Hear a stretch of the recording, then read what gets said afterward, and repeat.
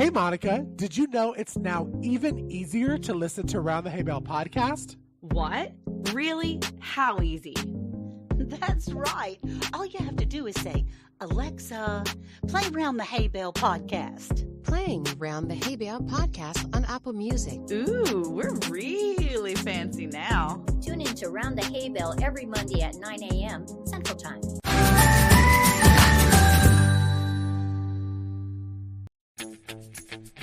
Grab a cup of joe and let's gather round that hay bale.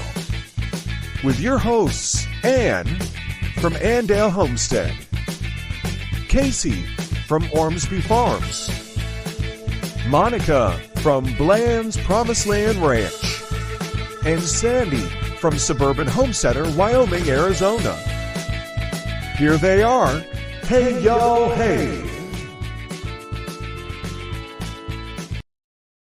Hey, y'all. Hey, I'm Ann with Andale Homestead.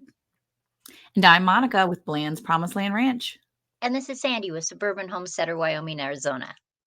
Hey, y'all. It's Cayce over at Ormsby Farms. Okay, so if you are listening to us on a podcast app, but you want to see our faces, go and head on over to YouTube. Our YouTube channel's over there, and you can go and like and comment. You know, when you show up on our YouTube channel, we love reading your comments.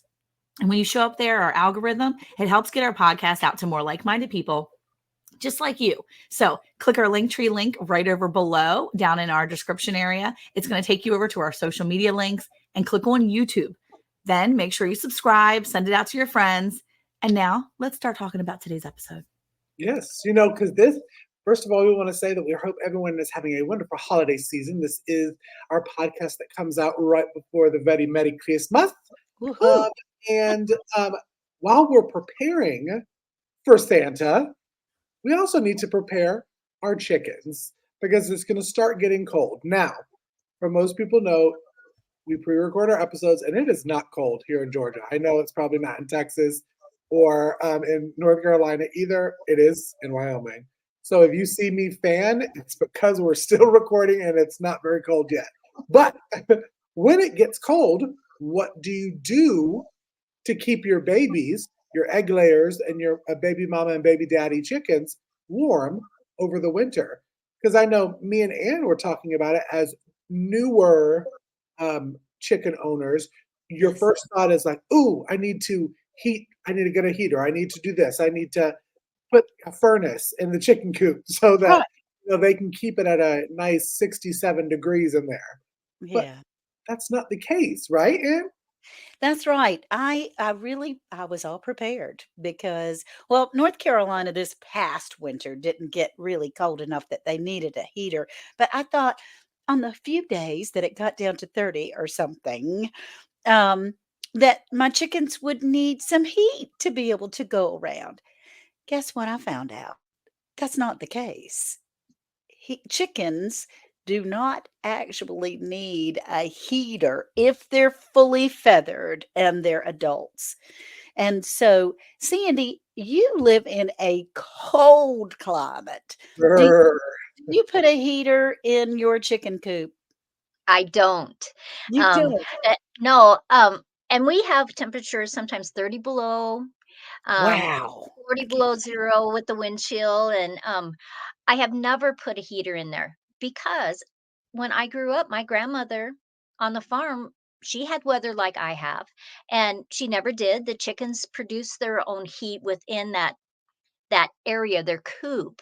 Okay. Now, have I not put a blanket over top of their coop before? When it was going to be 40 below zero for multiple days, I have this blanket that I made once that has that foil stuff, that you wrap yourself up. I put that in between the layers and I have draped that over there just because in the middle of the night, with the wind blowing so hard, I have done that. Oh, I also put a heater in the water, which is outside. And it just, it's like a heater that you would put if you wanted to have, feed your birds in the wintertime. Okay. They have solar ones. Mine is electric. So I just have a heavy duty extension cord that's made for outside. And then the water is always liquid. Okay. Now that's a thought because this past winter our water didn't freeze, and I have a large container, and we do, refresh it or stir it up or whatever each day as we're cleaning it, even when it's hot outside. But that's something that hadn't occurred to me because we have gotten down in the 20s, but nothing below zero. And Monica, you're in Texas, and they did have a big freeze, unknown freeze. Were you affected in that freeze a few years back? Absolutely. Yeah, I mean, we had all kinds of stuff freeze. We had tree branches that were frozen solid that were falling on our coops, which was Oh, really important for us to make sure we had that area cleaned around. So that was one thing I was going to say before the winter comes, making sure that your chicken coop is clear of low-hanging branches, clear of okay. areas that could affect it if you got severe weather. Because oftentimes winter brings severe weather for us. This time of year, especially because we do pre-record, we're dealing with severe weather. We had a severe storm come through last night, and the wind was so bad. I imagine that there's going to be several limbs down this morning, and our trees are covering the area. Our our chicken coop, our duck coop, a lot of our poultry coops are in spaces where there are trees. So that's one of the things we do before the winter, because we do know ice is a big deal for us. We get a lot of ice, and that Oh, affects the branches, and those branches will come. So we try to cut off a lot of those dead limbs, and we try to prepare ahead of time so that when the ice does come, it's not going to be as easily damaged, that coop.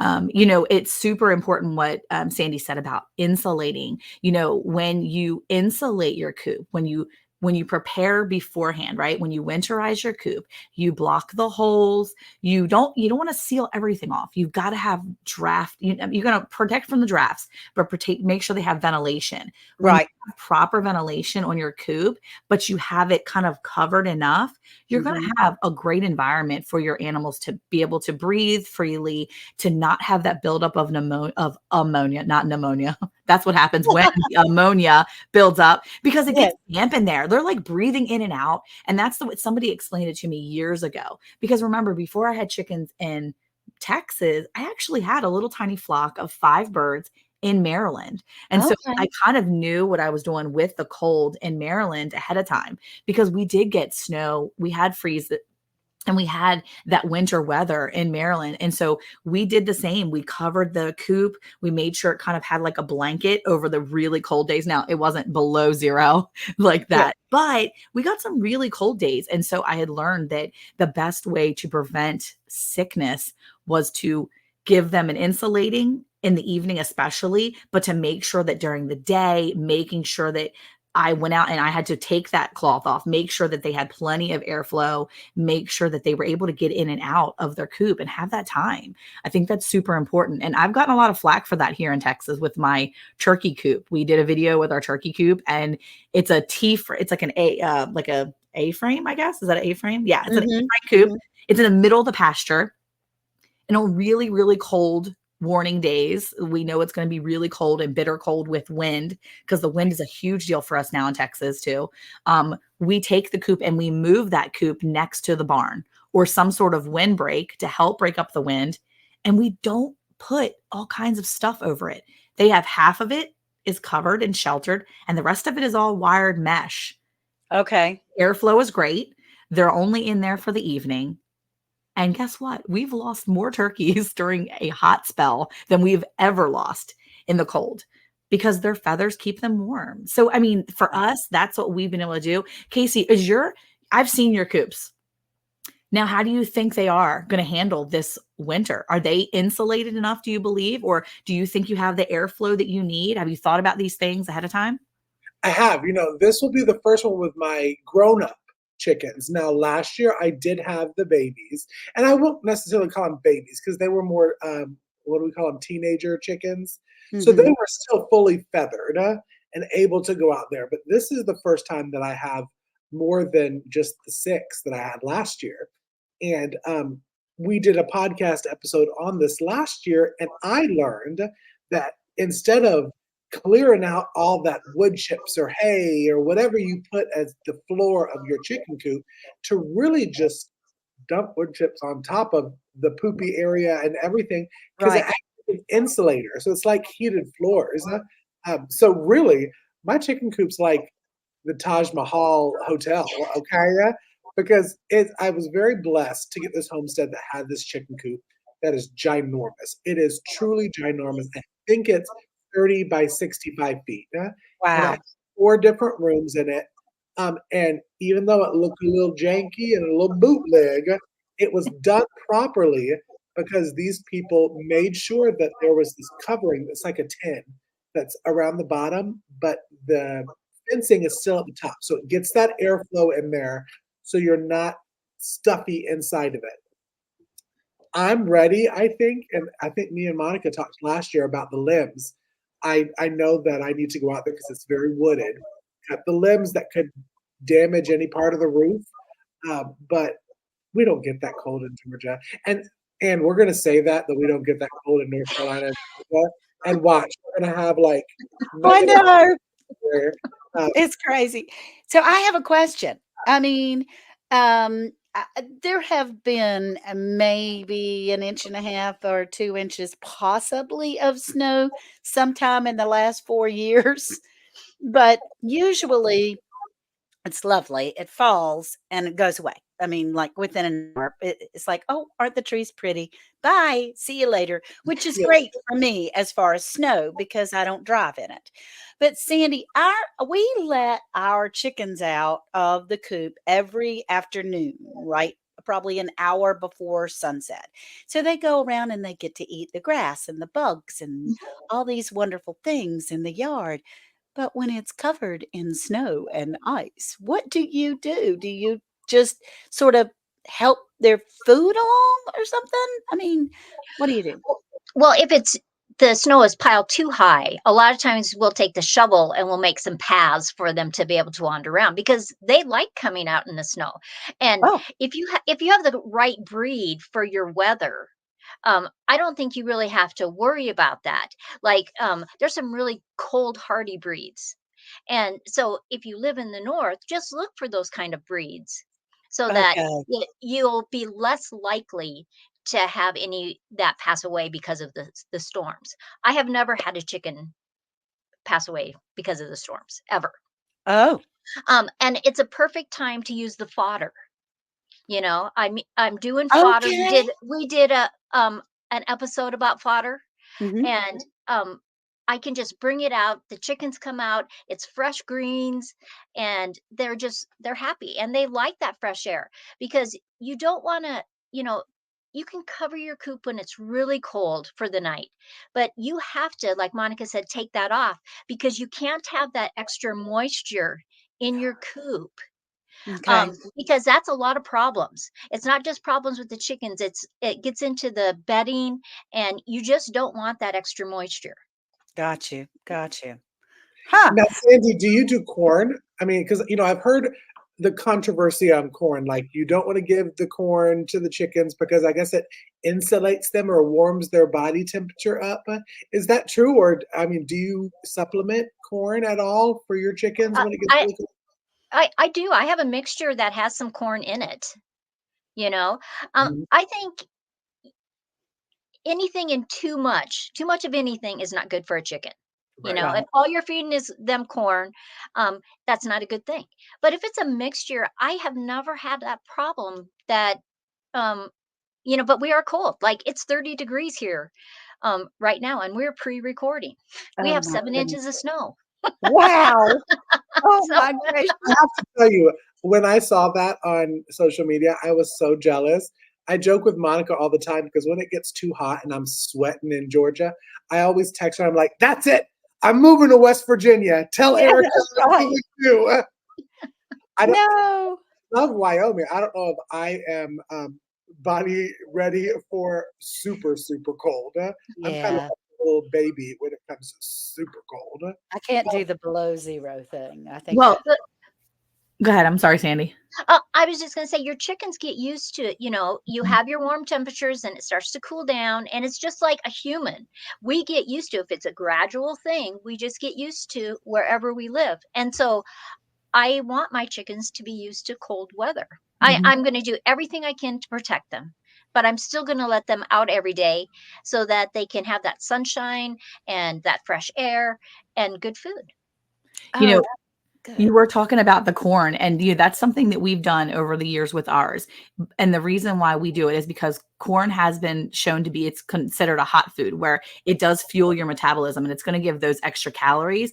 But they say that if you're going to do it, give it to them in an evening feed. So we actually have used corn in the past. If it's going to be really cold, and I tell the kids, all right, throw some cracked corn. We will throw cracked corn out in the evenings because we know that if their metabolism is going in the evening, look, my chickens are going to eat all day. We know ahead of time when it's going to be really cold. So we kind of reserve some of the extra food. If we're going to throw food out for them, we wait till the evening. We'll go ahead and throw some of that food out in the evening. Same thing for our pigs. We do that for a lot of our animals in the evening. Okay. If it's going to be really cold, we'll feed them a little later so that their body has that fuel and they're burning those calories in the evening. It helps keep their bodies warm and insulate just a little longer. But we've done that with corn, and it seems to help. My sister, bless her heart, I don't even know if this is real or not, but when we were in Maryland, she used to make oatmeal, hot oats, like actually make oatmeal. Like these were her babies. This is before she had kids. Mhm. She would bring hot oatmeal out to the chickens in the mornings after like a cold spell.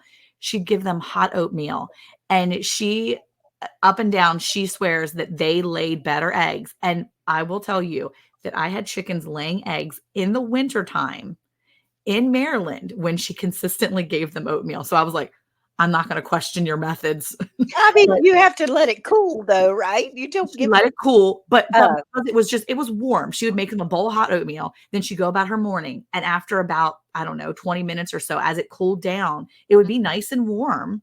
It's just like with Sandi giving the warm, you're heating up the water so it's not frozen. It's not warm, but it is kind of warm. Yeah. And she would feed them like warm oatmeal, and the girls would eat it up. I'll tell you, I found it so interesting because I watched a YouTube video they talked about how the Amish feed their poultry, because the Amish, most of them don't use commercial chicken feed that you get at the Tractor Supply or wherever.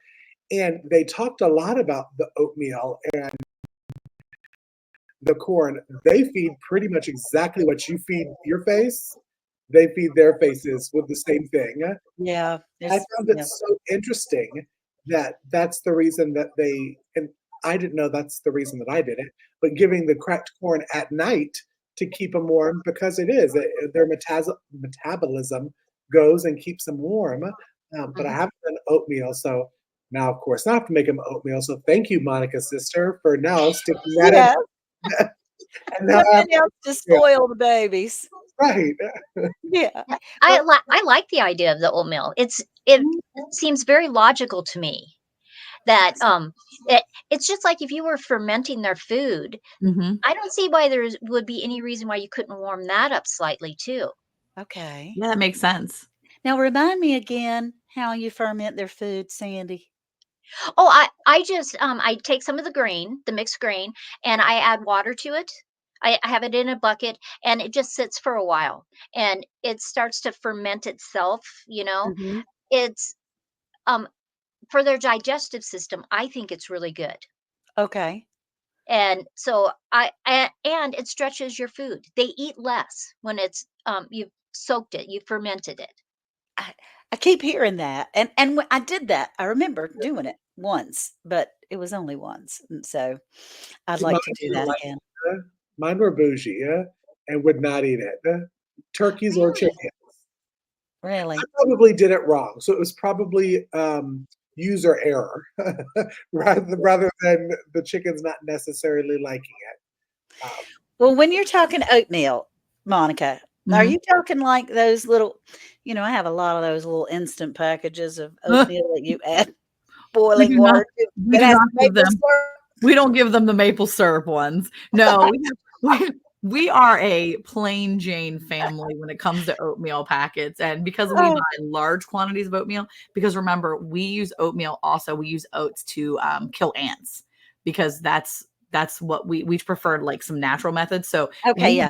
we buy large quantities of just like, oatmeal, like regular oatmeal from the store. And Okay. we shop at the Costco and we get the big bags of oatmeal from there. You could get your Walmart or wherever too. Yeah, But yeah. we just get regular oats. And, my kids know how to make, you just throw it in a bowl, add some water, add some brown sugar later. That's the kind of oatmeal we use. So just make them, we don't throw brown sugar in it for our chickens. They are not needing the brown sugar. You have the little packets, So Yeah. really, it's just fermented oats, kind of like how Sandy was saying with the fermented feed. I mean, yeah, we're just cooking it up and we let it sit and cool and then we're set to go. So we don't use the whole oats. We use the cracked oat. Is it a cracked oat, I guess? Yeah.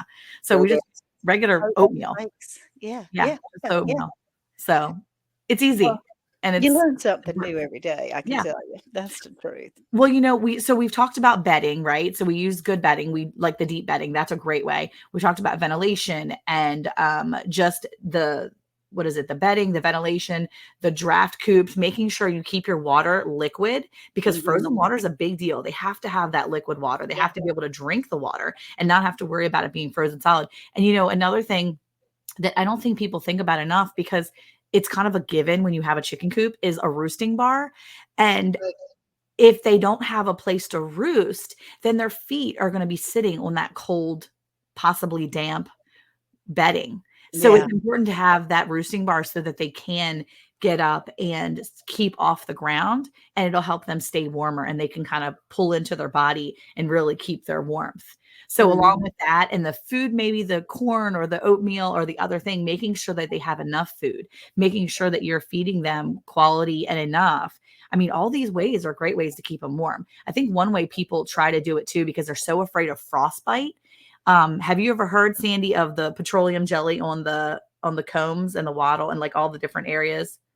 I have heard of that. I've never had to do that, but So what I've heard is it's more not even really, it's almost like a quick solution, kind of a band-aid for those really extreme weather. They say that you shouldn't even have to do that if their coop is insulated enough. And I think the reason why you probably never had to really worry about it is because you really are taking care of their coop. You're giving the ventilation, you're providing the insulation, and you're keeping care of it that way. So you're not going to have to worry about those really bitter cold nights if you're properly insulating their coop. Those cold nights that could possibly cause frostbite, you're already taking care of it ahead of time. You've done the prevention. So if you're afraid, Miss Ann, that it's going to be super, super bitter cold and you don't have the proper insulation in your coop, you could take a little bit of petroleum jelly and some Vaseline and just stick it on there. I'm using my nose, but stick it on the comb. And there are areas that are kind of exposed, that red, and that will help contain and hopefully prevent that frostbite.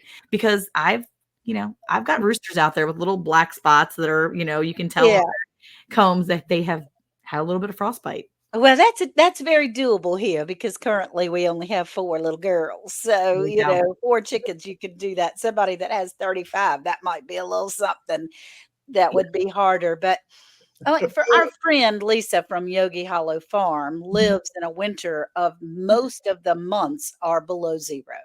I mean, it doesn't get above 0 in her area often. I mean, it's bitter like yours, Sandy, where you're saying minus 30, minus 40. I can't even imagine.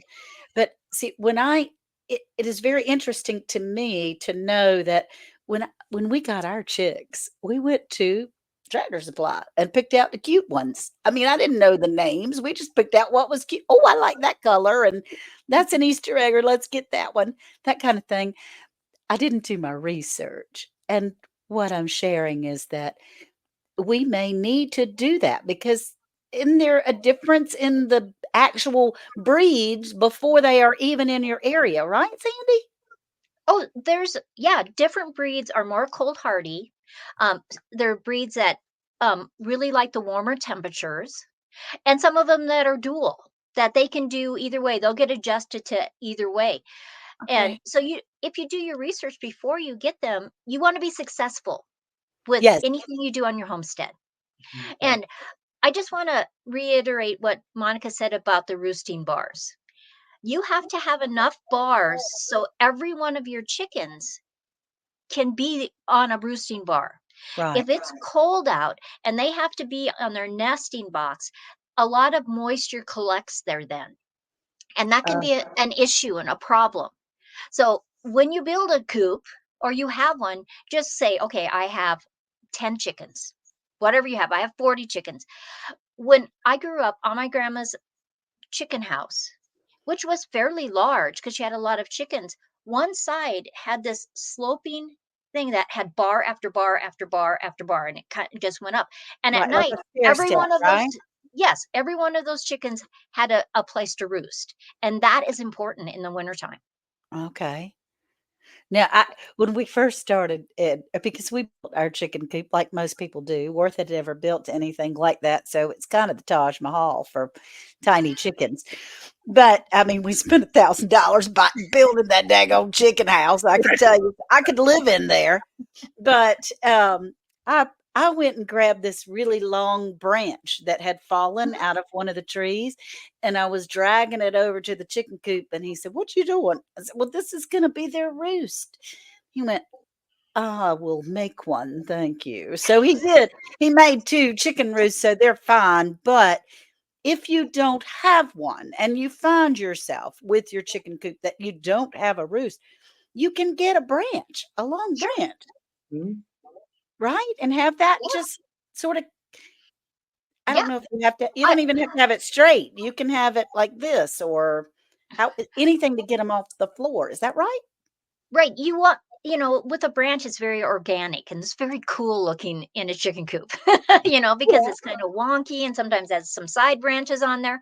So Right. use what you have, but they have to have a roof space. You just Okay. have to make sure. Yeah. And I Yeah. think it's so interesting that they are programmed at night to go to that roost. They Hmm. know where their bed is. Now, a couple of mine think the very top of my chicken coop that I have leftover wood just storing there, that is their roost, which is not. My big butt has to climb up there and grab them and put them on their real roost. But turkeys do it also. I've noticed that my turkeys Hmm. really like to roost and be off the ground at night. Because is it because they can't see, right? At night, I mean, their sight is not as pinpoint like chickens, right? Am I right, or am I hearing craziness on the tube? All I know is when the sun goes down, so does their brain. Kind of, sort of, like mine. Uh, that being I said, don't I don't know. I've never heard anything about the turkeys, but I do know that in the evening, as soon as the sun starts to set, all of my turkeys will roost up on anything they can if they're not in their pen. Their pen door is usually open, but they're not very bright, and so they don't want to go out to the pen. But they will. I mean, there's been nights where my 10-year-old's like, "Mom, I got 3 girls in the tree and I can't get them down because they're too Uh-oh. high." And I'm like, "Well, they're safe up there. They're safe in the Right. tree. As long as they're smart and they stay in that tree, they're safe. So let's just hope they stay smart for one night." But Yeah. they do. If you don't get them in time, they will roost in a tree. Hmm. Thankfully, the tree's right up against our house, and so they're safe. But we try to get them into their coop before they decide to go way up in the tree because they'll just fly up there. Yeah, if you have guineas, they're notorious of wanting to roost in a tree instead of going into their coop. Oh And my. so you just have to know. And when the weather gets colder, they're more likely to go into their coop more easily, especially guineas, because it's cold and it's protective. But I think all poultry likes to roost because it is a protection thing that's built into their brain that um, things that could hurt them are on the ground. Mhm. And I think it's just built into their DNA. right. That makes perfect sense. That makes perfect sense. I mean, our coop has, they have little window doors on either side that is covered with wire, but Worth did leave where the rafters hit the back wall. He left some space there that we did put some wire around. So there's always some ventilation in there, Mhm. winter and summer. So I just think it's the coolest thing to think of your chickens running around in their little paths that you have shoveled for them to get outside. I think that's Well, really Miss Ann, too, that's one of the things you can do to insulate it. So if you were going to have a really bitter cold night, you could take something as easily as a blanket, or like Sandi said, one of the, emergency preparedness blankets. You can use that kind of as a piece too. We do tarps a lot of times. Even last Okay. night, bad weather was coming. We had to protect the emu. I don't know Okay. is she poultry? Whatever she is, Yeah. the emu needed some protection, and it wasn't about the cold as much as it was about the wind and the rain that was going to come through, because we Okay. were getting a cold front with it. So it was going to easily go from almost 90 degrees down to the 70s or 60s very quickly. And so I needed to protect her from the wind, from that draftiness and that rain that was going to come in. So we just took a really big, massive tarp and we wrapped it from one edge of the coop down around the sides, just so that she had the protection on that bottom half. She Okay. had still ventilation. She's only in there for the evening. But as far as I was concerned, I needed to make sure that for the evening until the morning, she was set up with no draft, no heavy rain coming in, and the coldness needed to be cut, because I didn't want her to have a giant shock in her system from that. So Right.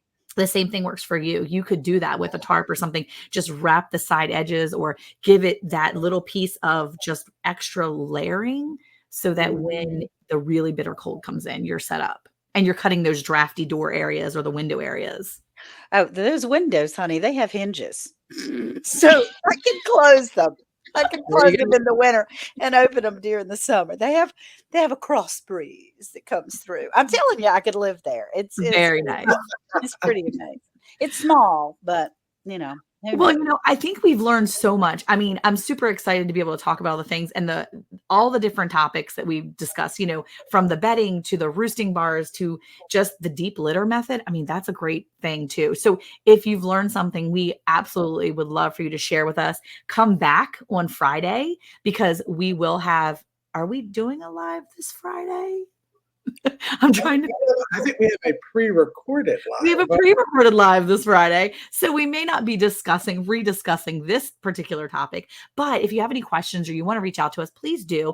And yeah, make sure you come back each week. We had so much fun today talking about just how to really get your birds, all of your poultry prepared for those really cold winter days, and those months for so many of us. Not us, but Sandi.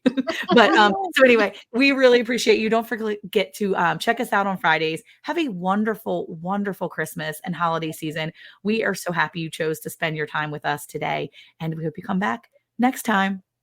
Love you guys. Bye, y'all. Bye. Merry Christmas. Bye.